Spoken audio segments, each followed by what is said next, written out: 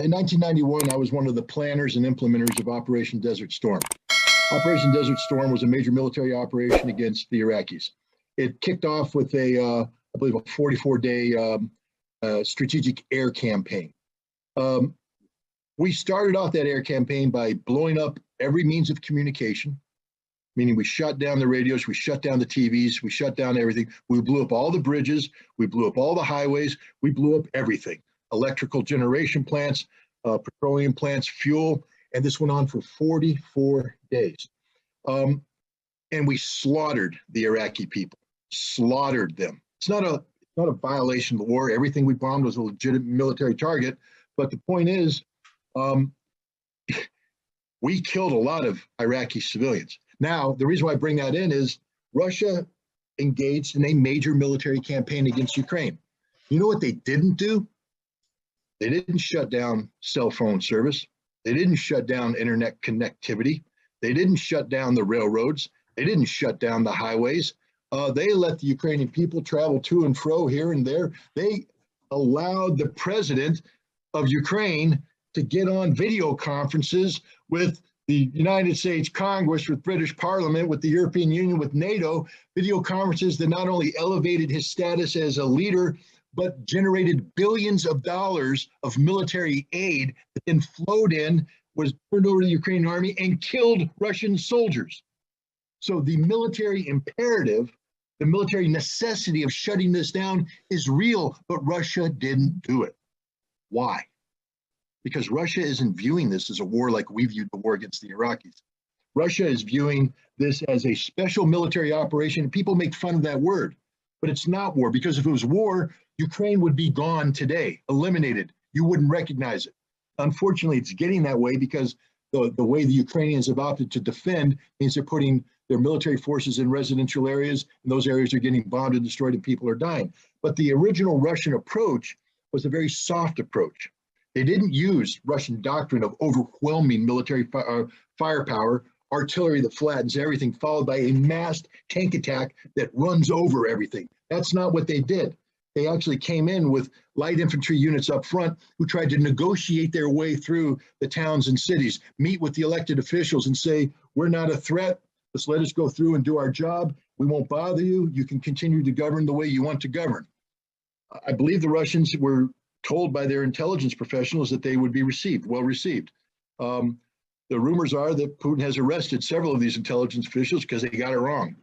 And the Russians weren't well received, and the Russians lost a lot of men up front trying to come in soft. But the point is, the Russians have never changed their position, which is they are there not to defeat the Ukrainian people, but to defeat Nazis, to demilitarize, and to bring minimal harm.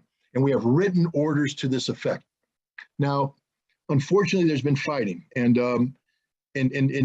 we see, there are civilian casualties and there are refugees. That is just one of the horrific realities of war, which is why the United Nations sought to ban war to begin with, and everybody should ensure that the last option is always military action, that we exhaust every venue short of war before we go to war, because war is horrible. War is awful. You don't want to glamorize war. You don't want to legitimize war, but it's happening right now. And we need to understand that the Russians have done everything humanly possible to minimize the damage that's been done to the Ukrainian civilians and Ukrainian civilian infrastructure. We see the Russian concern when you talked about it, Joe, about how before the war started, they began the evacuation of civilian populations out of the war zone, which is one of the things you are required to do under the international humanitarian law. That if you are going to wage conflict in an area where there are civilian structures, you have a duty and responsibility to get the civilians the hell out of there before the fighting starts. Because if you don't, then you're using them as de facto human shields. Well, guess who hasn't evacuated the civilians? The Ukrainians. And now we come to the opposite end. The Russians have gone out of their way to treat Ukrainian civilians with respect. What have we learned about the Ukrainian nationalists, the Nazis? They view anybody who collaborates with the Russians, any one of these mayors who said, yeah, come on in, keep going, we're not going to harass you, they are now collaborators who will be killed. And they are being killed. They're being arrested and assassinated by the Ukrainian government for the crime of collaboration. They're doing the same thing with people who receive Russian humanitarian aid. The Russians hand out these aid packets that are in little green boxes. They have a white star. You may have seen them. They say Voyentorg military store, but they hand them out their dry rations, and they give them to people who are hungry, who are starving. It is a crime to possess one of these. If you possess one of these and the Ukrainian National Police catch you, you are treated as a collaborator and you are killed. And this becomes important when we start talking about Bucha in a minute. But as this war goes on, too, we're seeing another thing: the displacement of people. People tend to run away from combat zones because most people are rational thinking people and they don't want to be around where shells are going off. So they flee, and they try to flee out of the combat zone, which means now millions of people are fleeing into Europe, into Poland, into Hungary, into Slovakia, into Romania, Moldova. They're fleeing there, and this creates a crisis of its own. And you talked about Article 4. One of the big things about NATO, people talk about collective defense. An attack against one is an attack against all. That's Article 5. It only be invoked once, right after 9/11, and pretty much what was a propaganda show by the United States to show that the world was lined up behind it. They flew some airplanes over the United States for airborne warning, as if the terrorists were going to hijack even more aircraft, and they sailed some ships in the Mediterranean, but it wasn't real. But NATO's been at war many times. The other article that authorized NATO to go to war is Article 4, and that's basically where the members can consult with one another on matters of imminent security concern of one or more members. They've used that excuse to take on Serbia, to go into Libya, to go into Iraq after the invasion, to go into Afghanistan. And today they've convened Article 4. Poland and the Baltic nations have convened an Article 4 consultation, and they're talking about what can we do in Ukraine. NATO recognizes that if they send military troops into Ukraine, they lose Article 5 protection. So meaning that if Russia responds, you can't gin up the whole NATO group under Article 5, but you can gin them up under Article 4. And that's the danger. Right now, there's active discussions in NATO about creating a humanitarian buffer in Western Ukraine so that these refugees don't come into Europe proper. They're held in place in Western Ukraine, but they need to be protected, so NATO troops will come in. Initially, people said, well, that's insane, because if you do that, the Russians are going to attack, and now we find ourselves where two nuclear-armed opponents are facing off against each other at a time when they're both talking about using nuclear weapons. So there's been a lot of hesitation about getting people involved. But as this war progresses, and I believe it's going to get far worse before it gets better, there's going to be even more humanitarian pressure on Europe in the form of this wave of refugees, and there will be more pressure on Europe to do something about it, to include putting a buffer zone in that could lead to force-on-force conflict with Russians. But now we come to Bucha. Bucha was occupied by the Russians. The Russians, I'm not going to sit here and tell you that Russia's been perfect. My experience in the military is no military is perfect, because it's composed of human beings who are subjected to some of the most horrific things in the world. Man killing man, or woman killing man, whatever. Human killing a human in a combat situation is murder. It's organized murder of the worst sort, and it's not easy to do. It's not something, and it's good that it's not easy to do, but when you get into a combat mode, and I speak of personal experience, you dehumanize the enemy because you go insane if you viewed them as human beings. So you dehumanize them to the point that you can kill them without thinking, without remorse.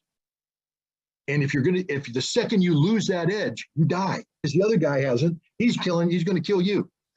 And when you get that way, you need discipline and you need leadership to be watching your men and women very closely to make sure they don't go over the edge. And it's tough.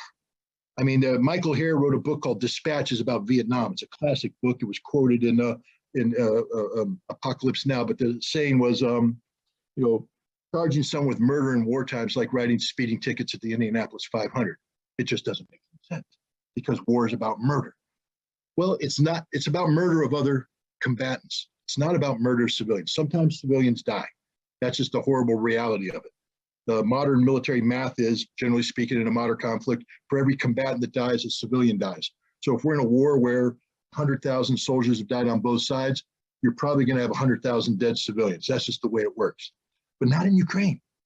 In Ukraine, the numbers are much higher for combatants killed than civilians killed. The number's still big for civilians, but the ratio is not 1-to-1. The ratio is like 7-to-1. 7 combatants for every single civilian killed. Why? Because the Russians are coming in soft. Even when most of the civilians are dying because the Ukrainians are digging into civilian neighborhoods, forcing the Russians to blow up buildings, put down artillery barrages, etc., killing civilians. But the numbers would be even lower if the Ukrainians obeyed the law of war. The reason why I bring this up is we're talking about mindset. We have one side that says we're trying to preserve human life, and civilian infrastructure. We have the other side that says if you collaborate with the Russians, you will be killed. I mean, it's written down. They've made videos. They talk about it. So now the Russians are in Bucha to withdraw, part of this withdrawal. While they were there for several weeks, the Russian military says we had good relations with the local people. It was peaceful. We traded our dry rations for their dairy products. So they had a system of barter set up. So the citizens of Bucha would give them eggs, milk, cheese, and the Russians would give them the dry rations, the flour, the salt, the sugar, the meat, etc. And this was going on. Then the Russians left. Anybody who engaged in that kind of interaction with the Russians was now viewed as a collaborator. We know this because the Ukrainian National Police have published an announcement that they are going into Bucha on April 1st to carry out a cleansing operation to liquidate the collaborators. All right, this is the exact opposite of the Russian approach, which is we treat everybody with respect and we try not to harm civilians. The Ukrainians are saying, if you cooperate with the Russians, you will die.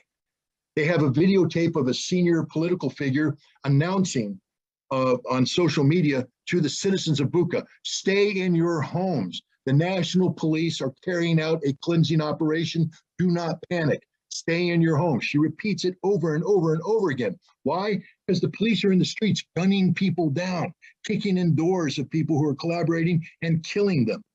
And we know this is more than just a document and a videotape, because there's, a videotape of a lady speak, because we have videotape of them actually doing it. We have videotape of the Ukrainian police, especially an Azov group, proudly claiming that you're going on a safari. That's an important word, because when we talk about propaganda, how you take the language of one side, flip it and use it again, take your language, flip it and use it against the other guys. It's the Ukrainians who have a special unit. The name of the Ukrainian Special Police Unit that went into Bucha was the Safari Unit. And they were carrying out a safari to cleanse the pro-Russian collaborators. And cleansing means kill, not capture, kill. And they're doing it. And then they go around and they film the dead bodies and they say the Russians did it. Now, there's a couple of things about the dead bodies. One, most of them are wearing white armbands, which means that they were telling the Russians, we're on your side. Don't shoot us. All right. 2, near each body is a green dry ration box, which they were carrying when they got killed, and it's on the ground next to them.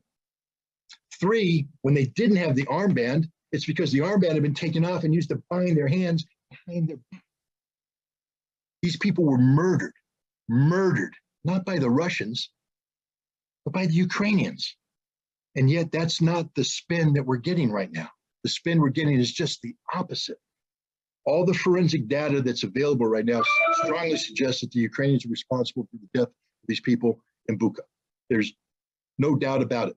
The other interesting thing is they're trying to say these bodies died. I don't want to get too graphic here, but I've been around dead bodies. All right. You shoot a body on March 19th and you leave it lying in the street in 50 and 60 degree weather until April 2nd, the body ain't looking like they're looking on TV. Bodies tend to bloat up. The clothing tends to tear because the body swells and then the body bursts, and it's very disgusting. It's gross. It's fetid. It's putrid. It's not what you saw on TV. What you saw on TV were freshly killed human beings. And we have another piece of evidence that more people need to pay attention to. A Mexican journalist gained access to Bucha on the same day that the Ukrainians were declaring this. And he filmed the bodies, fresh blood. He sat there and said, these people are freshly killed. This is fresh blood. Body ain't laying there since March 19th. It has fresh blood. These people were murdered on April 1st by the Ukrainian National Police. And yet we have the President of the United States coming out and saying that this is a war crime perpetrated by the Russians and Vladimir Putin needs to be brought to justice in The Hague.